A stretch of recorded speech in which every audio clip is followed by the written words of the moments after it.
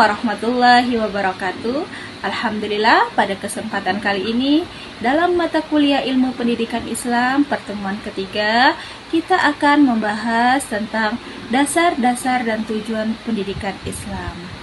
Sebelum membahas lebih lanjut mengenai dasar-dasar pendidikan Islam, apakah kalian tahu apa sih dasar itu? Apa ya kira-kira? Dasar itu adalah suatu landasan untuk berdirinya sesuatu, atau bisa dikatakan juga dengan suatu fondasi. Jadi apabila fondasi sebuah bangunan itu kuat, maka bangunannya pun akan kokoh. Begitupun juga dengan dasar dalam pendidikan Islam. Apabila dasar pendidikan Islamnya itu kuat, kokoh, dan benar, maka tujuan pendidikan Islam itu dapat tercapai dengan baik. Pendidikan Islam tentu saja didasarkan pada falsafah hidup umat Islam dan tidak didasarkan kepada hidup suatu negara tanpa dibatasi oleh ruang dan waktu. Ada 3 macam dasar pendidikan Islam. Yang pertama adalah Al-Quran, yang kedua adalah hadis, dan yang ketiga adalah ijtihad. Baiklah, kita akan membahas yang pertama terlebih dahulu, yaitu Al-Quran. Al-Quran secara bahasa adalah bacaan, sedangkan menurut istilah adalah firman Allah Subhanahu wa Ta'ala yang berupa wahyu disampaikan oleh malaikat Jibril kepada Nabi Muhammad SAW secara berangsur-angsur. Ajaran yang terkandung dalam Al-Quran itu terdiri dari 2 prinsip besar. Yang pertama yaitu mengenai akidah, dan yang kedua mengenai syariah. Sedangkan dasar pendidikan Islam yang kedua yaitu adalah hadis ataupun sunnah. Sunnah adalah suatu perkataan, perbuatan, dan ketetapan Nabi Muhammad SAW. Dasar pendidikan Islam yang ketiga adalah ijtihad. Apa itu ijtihad? Ijtihad adalah usaha sungguh-sungguh para ulama untuk menemukan hukum-hukum Islam atas masalah baru dengan menggunakan akal dan pemikiran mereka yang berdasarkan pada sumber-sumber Al-Quran dan hadis.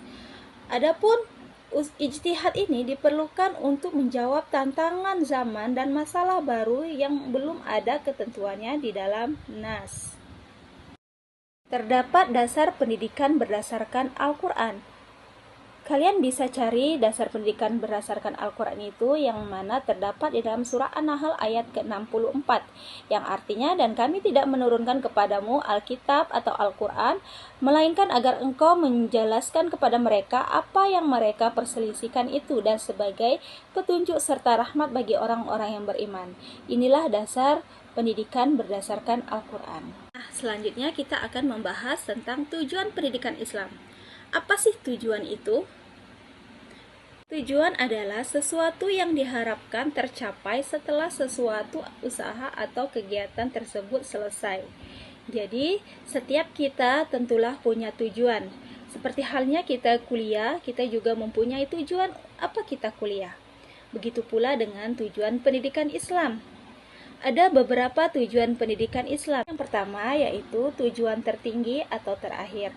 Tujuan tertinggi ini pada akhirnya sesuai dengan tujuan hidup manusia yang peranannya sebagai ciptaan Tuhan, sebagaimana firman Allah Subhanahu wa Ta'ala dalam surah Az-Zariyat ayat 56 yang artinya, dan aku tidak akan menciptakan jin dan manusia melainkan untuk menyembahku. Jadi, tujuan tertinggi dalam pendidikan Islam yaitu untuk menjadikan manusia menjadi insan yang kamil. Tujuan yang kedua yaitu tujuan umum. Tujuan umum ini berfungsi sebagai arah taraf yang pencapaiannya dapat diukur karena menyangkut perubahan sikap, perilaku, dan kepribadian dari peserta didik.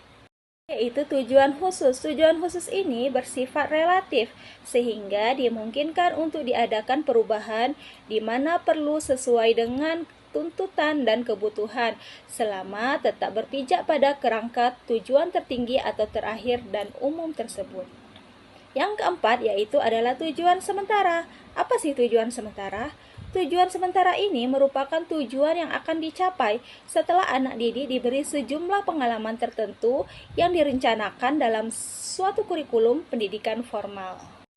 Nah, setelah kalian menyimak beberapa materi mengenai dasar-dasar dan tujuan pendidikan Islam, sekarang silahkan kalian membentuk kelompok kecil ya, dan berdiskusi mengenai dasar-dasar dan tujuan pendidikan Islam. Setelah itu, silahkan saudara menghafal ayat Al-Quran yang menjelaskan tentang dasar pendidikan Islam ya. Oke, sekian dulu video pembelajaran pada hari ini. Semoga dapat bermanfaat bagi kita semua. Saya akhiri dengan ucapan wassalamualaikum warahmatullahi wabarakatuh.